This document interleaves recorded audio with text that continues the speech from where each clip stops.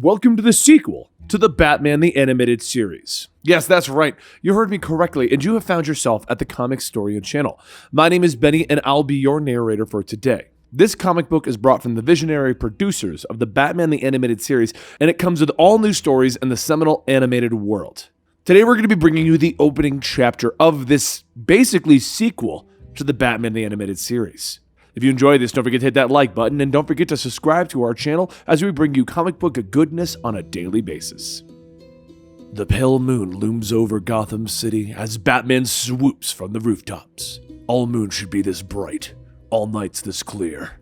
Not that it matters to me. He thinks to himself as the grappling line snaps tight, leaping at Bane. His fist connects with the massive villain, barely noticing, and he snags Batman's arm, lifting him high over his head. "I will break you," Bane cries, about to bring the Dark Knight down upon his knee. When suddenly the villain stops, he begins to sway and his eyes roll back up into his head before he topples to the ground. Batman stands, leaning down, pulling the tranq dart out of Bane's shoulder, where he stabbed him with it. "I hit him with this a half an hour ago. Next time, I'll need to quadruple the dose and the darts," the Dark Knight thinks to himself. He tucks the dart back into his belt, thankful that Bane is the worst that he'll have to deal with tonight. But he spoke too soon as suddenly the building shakes around him. After all, it's only 10 o'clock in Gotham. Batman stares down at the city streets, his eyes widening in shock as he stares at the massive robot rampaging throughout his city. Suddenly, a police car flies by him. "You all right, Bullock?" he asks, checking on the detective and the patrolman in the overturned vehicle. "Oh yeah, couldn't be better," the surly detective grumbles, and Batman leaps from the rooftop, swinging after the robot on his grappling line. Unknown to him, a mysterious stranger is watching from the shadows. The robot punches its way through the walls of Wayne Enterprises, firing lasers to clear the scientists away, and as it reaches down, it pulls a large vault out of the ground with ease, and it turns its head, its eyes glowing as it stares at Batman standing there. "Put it back," the Dark Knight orders, but the robot doesn't listen, firing its lasers, forcing the vigilante to leap and dodge. Another quick smash, and it's back into the night air. Batman follows, throwing batarangs at its exposed back. There's a blinding explosion, and Batman is thrown aside, and as he lifts his head, it's just in time to dodge out of the way of the semi-truck flying towards him. Before he can recover, he watches as the robot leaps into the air, flying away with a whoosh of air. "Round one," he growls. Later, Bruce Wayne sits in front of the Bat computer beneath Wayne Manor. "Still no luck, sir?" Alfred questions, walking across the cave. Bruce shakes his head, letting his butler and confidant know that the robot doesn't seem to be flying by any jet propulsion or heat-generating means, which means he can't track him. "Yet I don't think it's extraterrestrial," he muses. "Why would you even consider that?" Alfred asks. "Because of what it stole. The vault contained a piece of alien hardware. Superman brought it to me. Wayne Enterprises is doing tests as a favor." Without glancing over his shoulder, Bruce asks why Alfred is carrying a suit jacket, and Alfred smiles, letting him know about the dinner party that he figured Bruce would want to attend. "Forget it," the billionaire simply states. But Alfred smiles wider. "But I haven't told you about the surprise guest." At the party, Bruce expertly manages to avoid Veronica Vreeland, an ex-girlfriend, who questions him about settling down and giving those children that he wants to keep adopting a mother figure.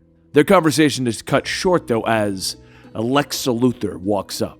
As Veronica retreats to the bar, the two billionaire geniuses begin to talk. Staring into the night air, Lex comments on Batman's ineffectiveness against a robot last night. "As much as I hate aliens, the big blue Boy Scout comes in handy sometimes. He would have flattened the robot in no time." Bruce smiles. "Maybe you could give me his number, you being so close and all." But Lex simply looks into the sky. "Wouldn't help. He hasn't been around lately. Believe me, I know. If he's in the sky, he's on my radar. Last week, he had a big battle on the far side of the moon, and since then, no sign of him," Lex tells him, taking a sip of his champagne. Lex then looks once more at Bruce Wayne. "By the way, what did they get?"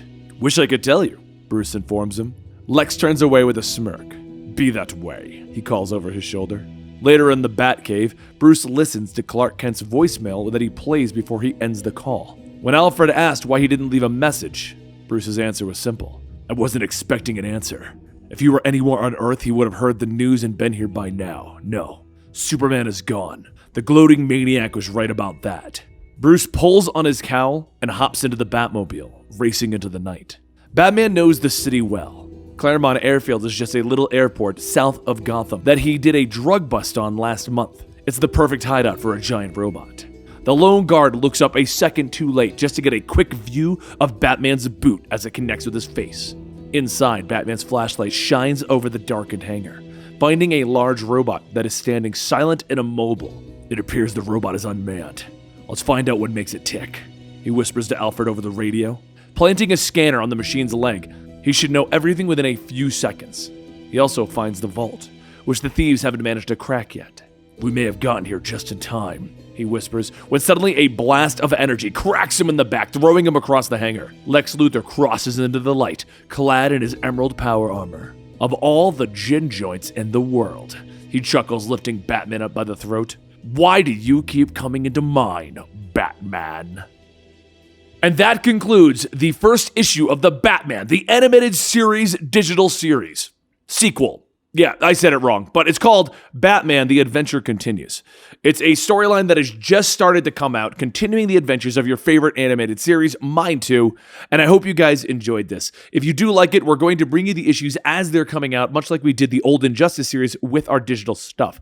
I also wanted to ask you though, there is an entire Batman animated series comic book that came out around the time of the original TV show. It's pretty much considered canon, so if you would like, I can cover those as well. We can put it onto our Sunday thing as soon as Batman No Man's Land ends, and we can start doing some Batman again, Batman animated series continuation along with this sequel. I hope you guys enjoyed. Please don't forget about us on Patreon, patreon.com/Comicstorian, where your support is incredible and you guys are what makes this channel tick. And yeah, beyond that, thank you guys so much. Don't forget to like, subscribe, and I'll see you next time right here at the Comicstorian channel.